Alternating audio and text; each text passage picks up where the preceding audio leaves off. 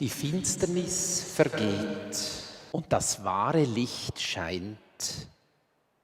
Unser Anfang und unsere Hilfe stehen im Namen des Herrn, der Himmel und Erde gemacht hat, der Bund und Treue hält ewiglich und nicht fahren lässt das Werk seiner Hände. Amen. Ganz herzlich heiße ich Sie alle willkommen zu dem ersten Sonntag im neuen Jahr. Ich freue mich, dass wir heute miteinander hier in der Kirche und mit einigen auch daheim verbunden über Livestream können Gottesdienst feiern. Es ist ein Gottesdienst von unserer Gesamtkirchengemeinde Zofingen, hier in der Kirche Strengelbach.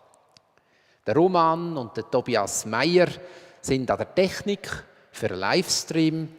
Sibylle Arecker hat die Kirchenzweig gemacht und Margrit von Esch ist an der Orgel.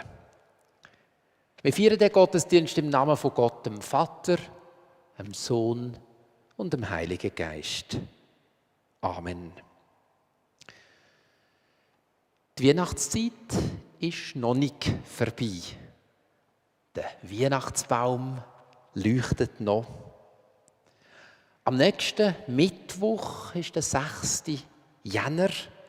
An diesem Tag feiert vielleicht die eine Hälfte der Christenheit, nämlich die orthodoxen Christinnen und Christen, Weihnachten.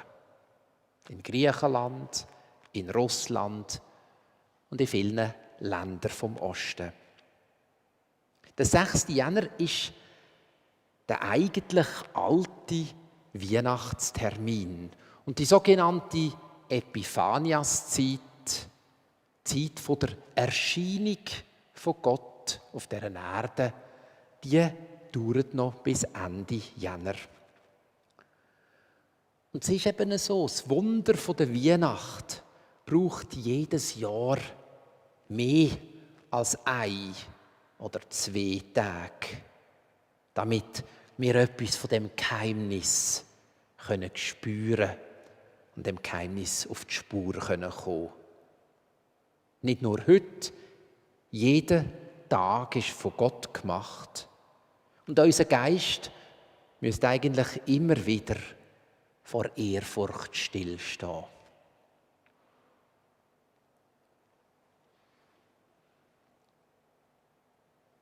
Dies ist der Tag, den Gott gemacht.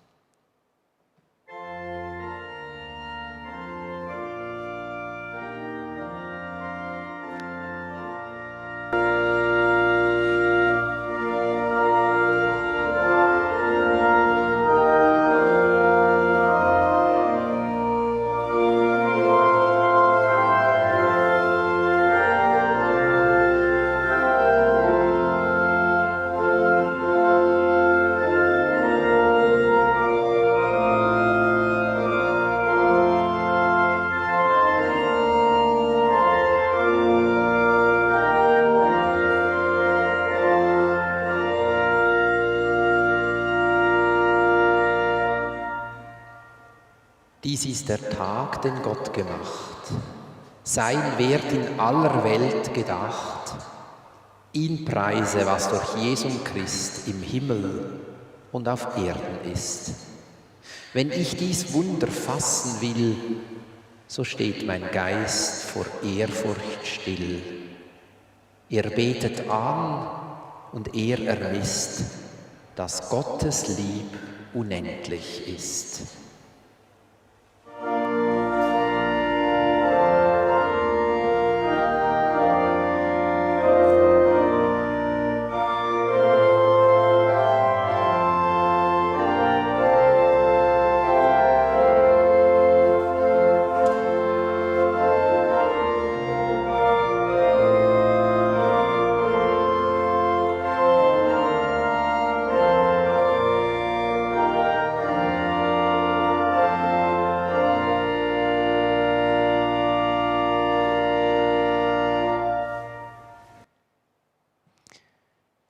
Du gütiger, barmherziger und geheimnisvoller Gott, Du kommst mit deinem Licht in die dunkle Welt.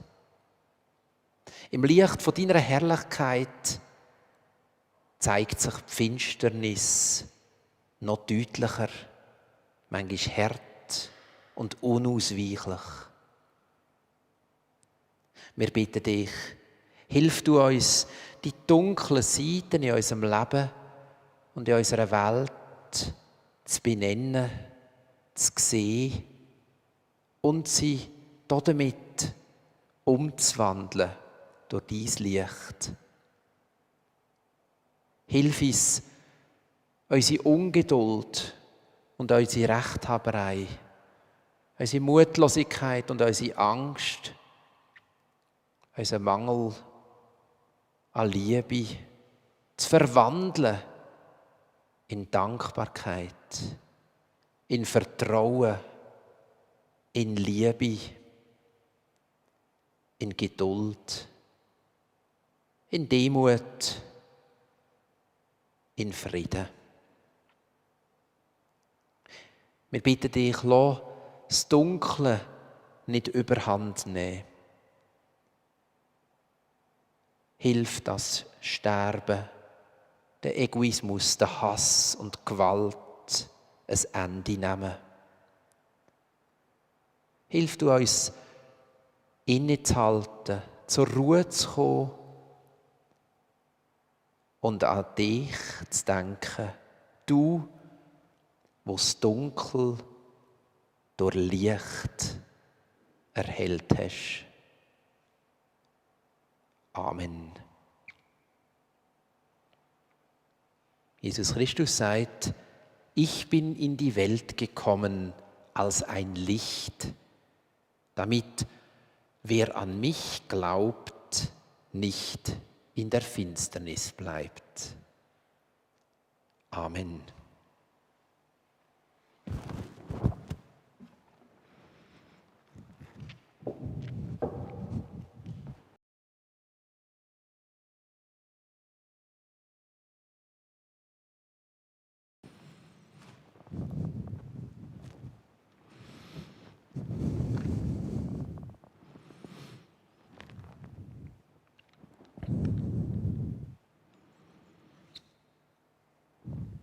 Ich lese aus dem Matthäus 2. Als Jesus geboren wurde, leuchtete ein heller Stern am Himmel. Alle Menschen konnten den Stern sehen. Aber die Menschen wussten nicht, warum der Stern leuchtet. Einige Männer waren Sterndeuter. Die Sterndeuter wussten, warum der Stern leuchtet. Sie sagten, ein großer König ist geboren. Wir wollen den neugeborenen König besuchen. Wir bringen dem neugeborenen König kostbare Geschenke. Die Sterndeuter gingen los. Die Sterndeuter kamen nach Bethlehem. Der Stern leuchtete über einem Haus. Sie gingen in das Haus. In dem Haus waren Maria und Josef und der kleine Jesus.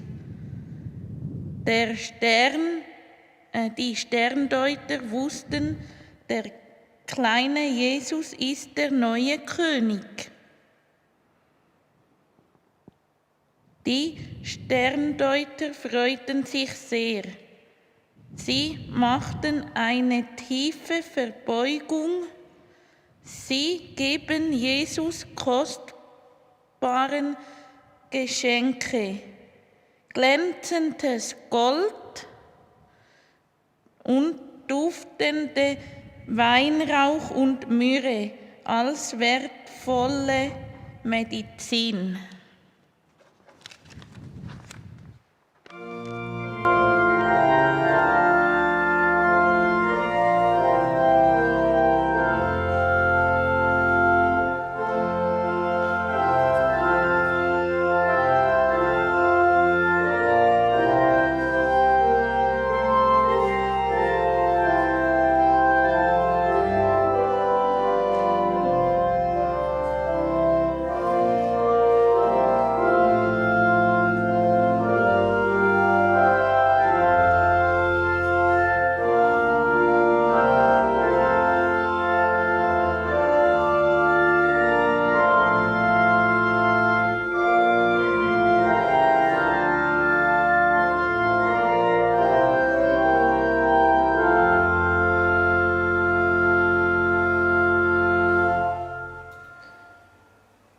Selig, die Gottes Wort hören und in ihren Herzen bewegen.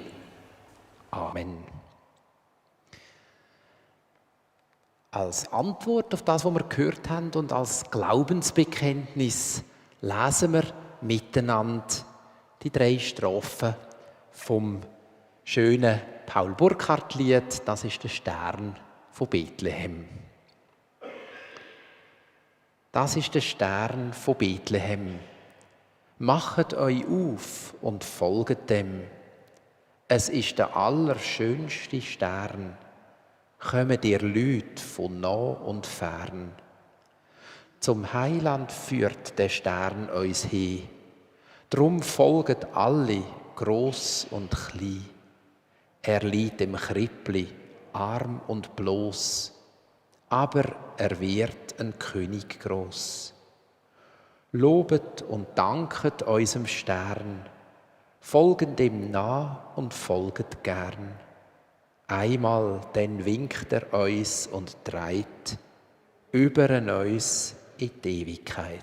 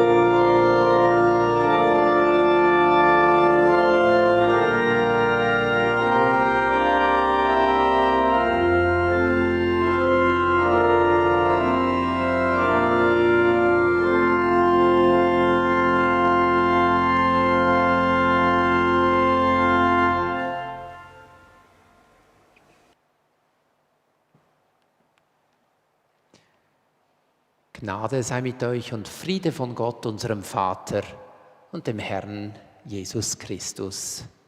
Amen. Liebe Gemeinde, heute wollen wir den mysteriösen Besuchern, die dem neugeborenen Kind huldigten, etwas auf die Spur kommen. Wir wissen ja gar nicht viel über diese seltsamen Besucher. Nur das Matthäusevangelium erzählt von ihnen und lässt vieles im Dunkeln. Wir wissen weder genau ihre Herkunft, aus dem Morgenland, aus dem Osten kommen sie, aber woher ganz genau, wird nicht gesagt. Wir wissen nicht, wie sie hießen. Kaspar, Balthasar und Melchior hat man sie erst viel später genannt. Wir wissen auch nicht, was genau ihre Tätigkeit war. Von Magiern ist im Evangelium die Rede. Das sind aber nicht Zauberer. Magier sind weise Leute, Wissenschaftler vielleicht. Oder eben Sterndeuter, Astrologen, würden wir vielleicht heute sagen, Astrologen, die die Sternkonstellation mit der menschlichen Geschichte in Verbindung brachten. Sicher aber waren es nicht Könige. Auch das wurde ihnen erst viel später hinzugedichtet. Und schließlich, das mag Sie vielleicht am meisten erstaunen, wissen wir nicht einmal, wie viele es gewesen sind. Auf 3 hat man einfach geschlossen, wegen der 3 Geschenke, die der Evangelist Matthäus nennt. Gold, Weihrauch, Myrrhe. Obwohl oder vielleicht gerade weil wir so wenig wissen, hat das die Fantasie der nachkommenden Generationen beflügelt. Und das ist ja das Schöne an den biblischen Geschichten, dass sie die Fantasie anregen. Und so haben diese Besucher bis heute schöpferisch gewirkt. In Kunst und Literatur und Religiosität. Und jede Krippe, auch die in der Strengelbacher Kirche, zeigt diese Besucher auf eine etwas andere Art. Zu jeder Krippe könnte man eine Predigt halten. Viele Legenden, tiefsinnige und wahre, ranken sich bis heute um diese Besucher. Und so möchte ich mit Ihnen zusammen ein Bild dieser Weisen aus dem Morgenland betrachten, das mich selbst zutiefst berührt und bewegt. Dieses Bild stammt vom sogenannten Waltensburger Meister und findet sich in der Kathedrale von Chur. Der Künstler, dessen Name wir ebenso wie die Namen der 3 Weisen nicht kennen, nennt man Waltensburger Meister, weil er dort in Waltensburg in der Bündner Surselva sein Hauptwerk gemalt hat. Ein Passionszyklus aus dem 14. Jahrhundert. Wahrscheinlich war der Waltensburger Meister gar nicht eine einzelne Person, sondern wohl eher eine ganze Malerwerkstatt mit einem Malermeister und vielen Gesellen. Der Meister hat die Figuren vorgezeichnet, vielleicht die Gesichter, das Schwierige, gemalt und die Gesellen haben dann den Rest ausgemalt. Es gibt viele Kirchen im Bündnerland, in denen diese Werkstatt tätig war. Es war im Spätmittelalter üblich, dass der Meister die anspruchsvollen Teile der Malerei ausführte und seine Gesellen dann die einfacheren Teile. Nun also zum Bild in der Kathedrale von Chur.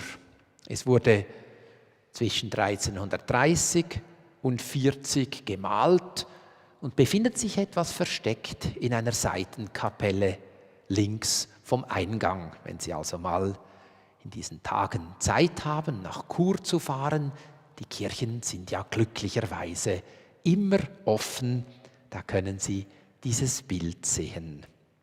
Es ist ein Andachtsbild oder Meditationsbild.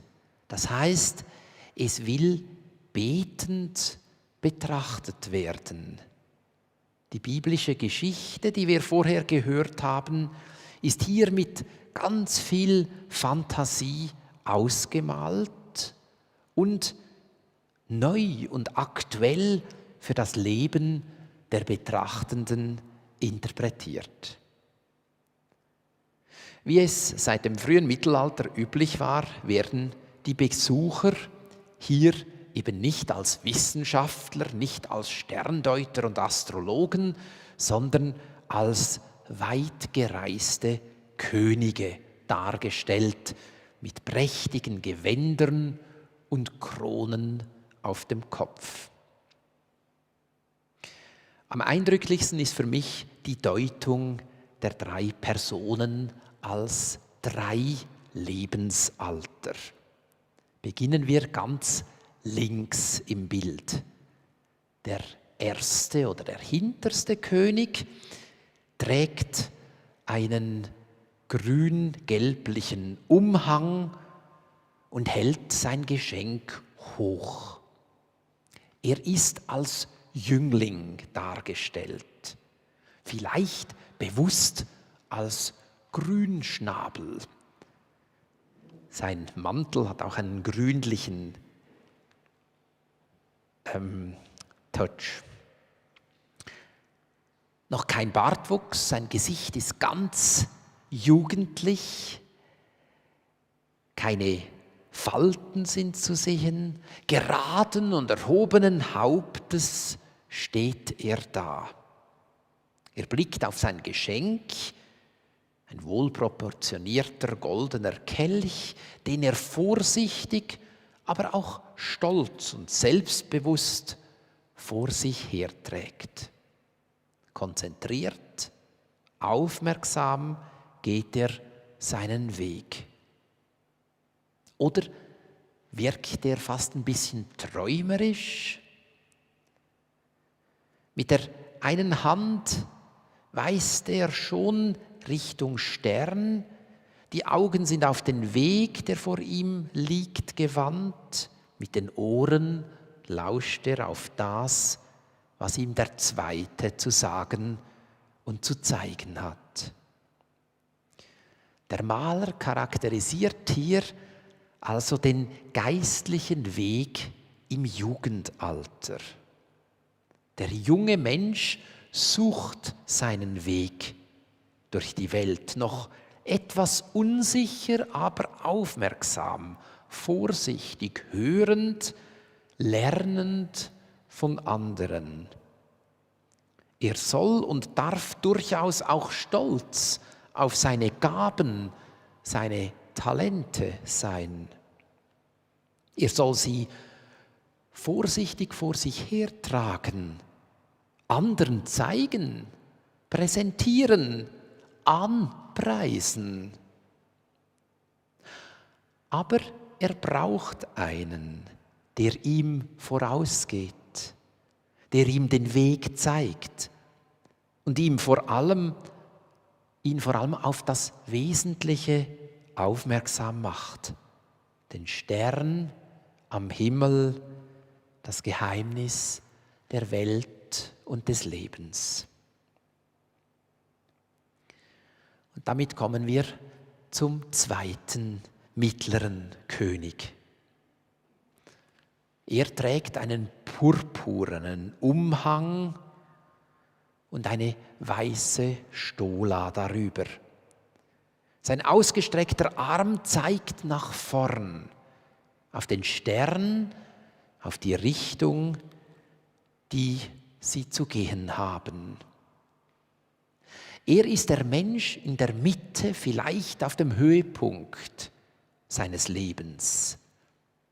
Er ist gereift, hat bereits viel Lebenserfahrung, seine wachen Augen halten den Durchblick. Und er weiß vor allem, was er der jüngeren Generation vermitteln kann, zeigen, lehren, weitergeben muss. Er ist der Lehrer, der Pädagoge. Seine Gabe, die er nur in einer Hand hält, scheint gar nicht mehr so wichtig zu sein.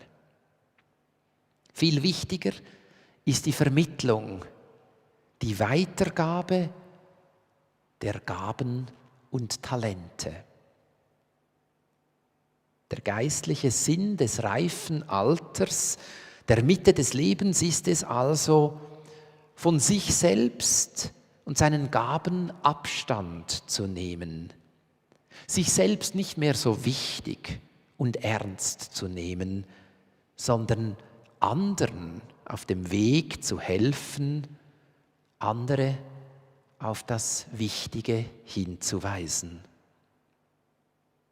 Und dieser zweite König ist dabei ein guter, fast moderner Pädagoge.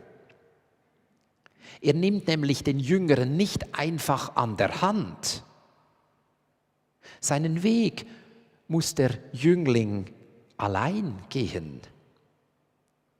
Der Pädagoge zwingt ihm nichts auf. Er manipuliert oder beeinflusst ihn nicht, sondern weist ihn bloß mit Wort und Tat auf das große Geheimnis des Lebens hin. Denn dieses Geheimnis liegt auch für ihn, für den reifen Menschen, noch vor ihm. Auch er ist noch nicht ans Ziel gelangt.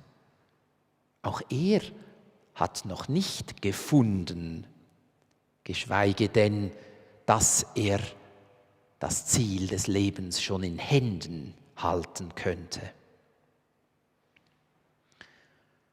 Und nun wenden wir uns noch dem dritten, vordersten der 3 Besucher zu, dem Ältesten. Rechts im Bild kniet er bereits vor Maria und dem Kind. Bart und Glatze kennzeichnen ihn als alten Mann. Entscheidend ist, dass er seine Krone ausgezogen hat. Seine Krone liegt vor ihm in seinem Schoß. Der weise gewordene Mensch braucht keine Zeichen der Macht und des Wohlstandes mehr. Auch sein Gewand ist bescheiden, einfarbig. Dunkel, es ähnelt fast einer Mönchskutte. Er braucht nicht mehr stylisch zu sein. Und was er hat, das verschenkt er, das gibt er aus seinen Händen. Seine Gabe ist bereits geöffnet und Jesus bedient sich daraus. Der alte, weise Mensch erkennt, was wirklich nötig ist im Leben. Nicht Glanz und Macht, nicht Besitz und Reichtum, auch nicht Wissen und Erfolg, sondern Liebe, die austeilt. Demut, die in die Knie geht. Ehrfurcht vor dem Schöpfer des Himmels und der Erde. Anbetung und Kontemplation vor dem Geheimnis des Lebens. Und dann geschieht hier ein Wechsel. Der greise und weise Mensch mit all seiner Lebenserfahrung, mit allem, was er erdulden und erleiden musste, kniet vor einem neugeborenen Kind. Und dieses Kind wiederum steht aufrecht auf dem Schoß seiner Mutter Maria. Eine Erinnerung vielleicht an Johannes den Täufer, der gesagt hat über Jesus, er muss wachsen, ich aber muss abnehmen. Oder ein Entdecken des Geheimnisses Gottes, wie es der Apostel Paulus ausgedrückt hat, die Kraft ist in den Schwachen mächtig. Wenn wir nun nochmals das ganze Bild betrachten, dann scheint mir eines wichtig. Alle 3 Besucher bei Jesus gehören zusammen. Sie bilden eine Einheit. Jedes Lebensalter steht vor Gott und hat seinen eigenen Wert und Reichtum. Jede Lebenszeit ist von Gott gewürdigt und keine hat für sich die letzte Wahrheit. Ja, die unterschiedlichen Lebensalter brauchen einander. Sie ergänzen sich gerade in ihrer Unterschiedlichkeit, in ihrem Tempo und Temperament. Nur im Miteinander der Generationen kann Gott auf dieser Welt erkannt werden. Und noch ein letztes Wort zu Maria und dem Kind. Auch auf der Seite Gottes sind 3 Figuren zu sehen. Das Kind steht auf dem Schoß seiner Mutter, ein bewusster Trick der künstlerischen Freiheit. Jesus Christus ist eben nicht nur das hilflose Kind in der Krippe, sondern er ist der verborgene Herr der Geschichte, der gesuchte Sinn des Lebens. Er ergreift die Gaben und wendet sich damit gleichzeitig dem Betenden zu. Und gehalten wird er von Maria, und hinter ihr wiederum sieht man nur noch ganz schwach im Bild, ist es fast nicht mehr erkennbar, andere Hände, eine andere Gestalt. Gewiss war hier mal Josef gemalt, aber wir können es auch als Gott Vater interpretieren. Auf jeden Fall bleibt auch in der unmittelbaren anbetenden Begegnung des weisen alten Mannes das Geheimnis bestehen. Gott neigt sich den Menschen zu, seiner Liebe auf die Spur zu kommen und letztlich in Ehrfurcht vor ihm niederknien. Das ist wohl das Ziel unseres irdischen Weges. Und es ist das Ziel des Friedens Gottes mit uns. So wie es in einem schönen Weihnachtslied heißt: Lobt die Macht, die sich verneigt. Lobt den Himmel, der nicht schweigt. Und der Friede Gottes, der höher und tiefer ist als all unser Verstehen, bewahre unsere Herzen und Gedanken in Jesus Christus, unserem Herrn. Amen.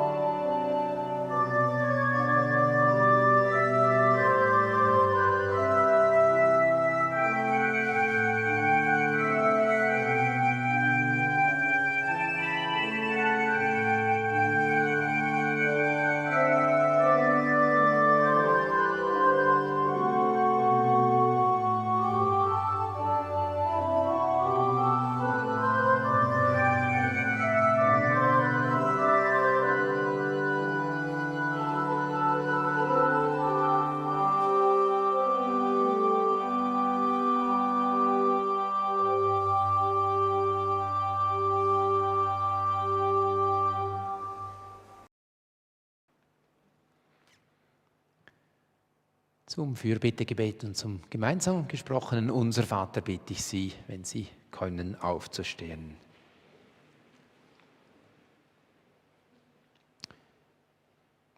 Du, unser Gott, Licht im Dunkel der Welt, lass deinen Glanz leuchten in dieser Welt.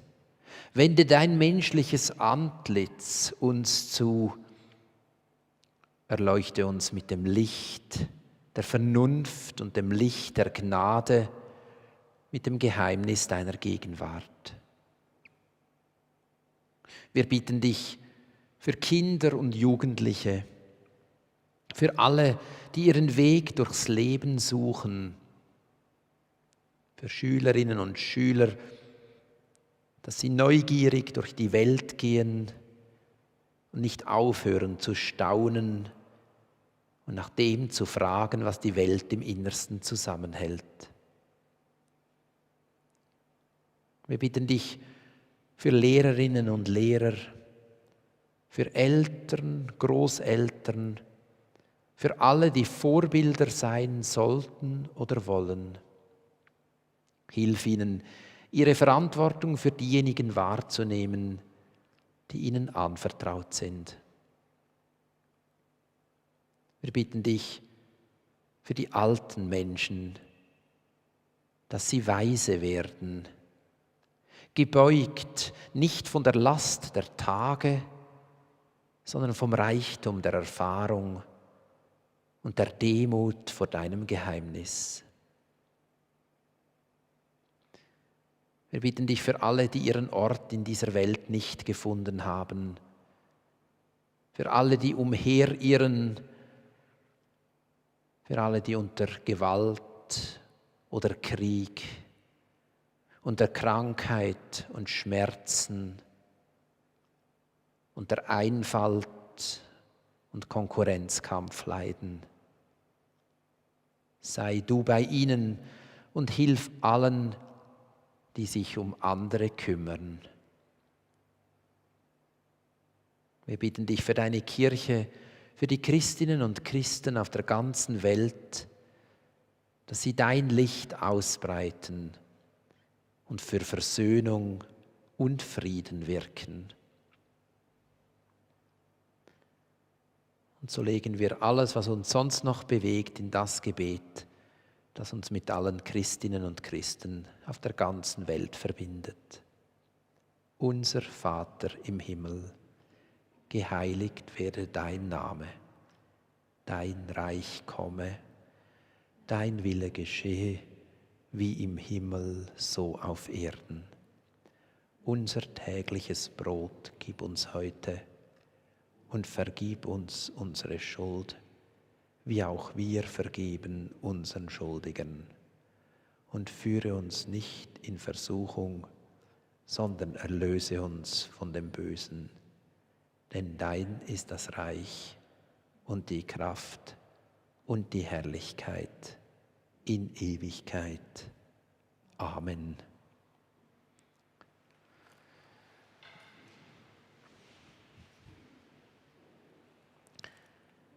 Ich habe noch ein paar Mitteilungen zu machen. Das geplante Orgelkonzert, das heute zu oben am 5 in der Stadtkirche stattfinden sollte, hat aus bekanntlichen Gründen abgesagt werden. Ebenso das Erzählcafé am Donnerstag im Brunnenhof und der Pur-Gottesdienst am Samstag hier in der Kirche Strengelbach. Aber nicht abgesagt ist die Mittwochsandacht am Mittwoch am 9 Uhr, das Wort zum Tag im Kirchengemeindehaus Zofingen. Das Feiern mit den Kleinen am Samstag am 5 Uhr hier in der Kirche Strengelbach. Und Gottesdienst vom nächsten Sonntag, vom 10. Jänner 9.30 Uhr, Gottesdienst zur Allianzgebetswoche in der Stadtkirche Zofingen. Die Allianzgebetswoche findet dieses Jahr dezentral statt. Es gibt einen Gottesdienst, wo man im Internet sehen kann, aber unsere Kirchengemeinde wird in der Stadtkirche einen Gottesdienst feiern zum Thema von der Allianz Gebetswoche am kommenden Sonntag. Habe ich noch etwas vergessen?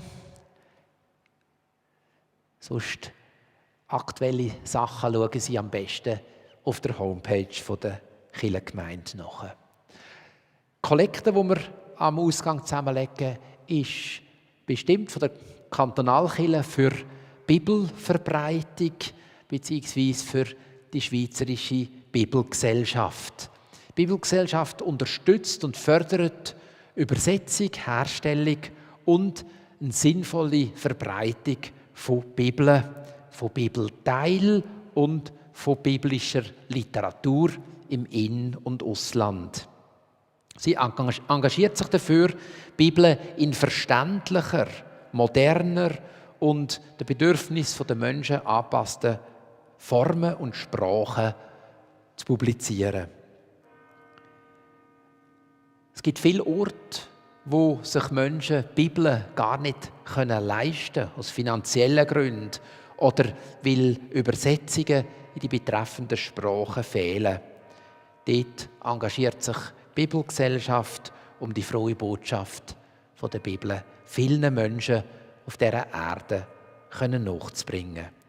Ich möchte Ihnen die Kollekte ganz herzlich empfehlen und danke allen für ihre Gaben.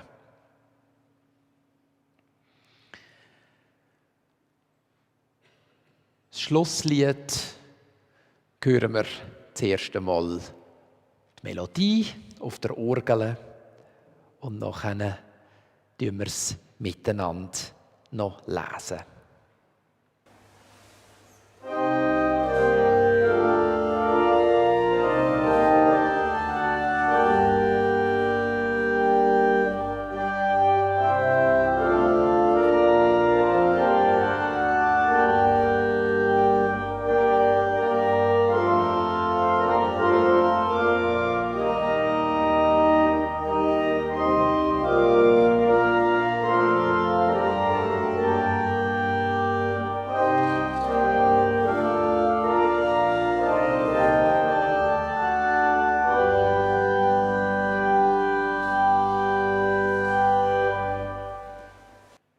Gott aus Gott und Licht aus Licht, Feuer, das aus Feuer bricht, Ewigkeit noch nie erkannt, Himmel, der zur Erde fand. Kind, das in der Krippe liegt, König, der sich selbst besiegt, Wind, der durch die Herzen weht, Leben, das aus Gott entsteht. Lobt die Macht, die sich verneigt, lobt den Himmel, der nicht schweigt, lobt das Licht in uns entfacht, Licht aus Licht in unserer Nacht. So wünsche ich Ihnen allen einen schönen, gesegneten Sonntag und eine gute, kommende erste Woche von dem neuen Jahr. Gehen wir unter dem Segen von Gott in die kommende Zeit. Der Herr segne dich und behüte dich. Der Herr lasse sein Angesicht leuchten über dir und sei dir gnädig. Der Herr erhebe sein Angesicht auf dich und gebe dir und der ganzen Welt seinen Frieden. Amen.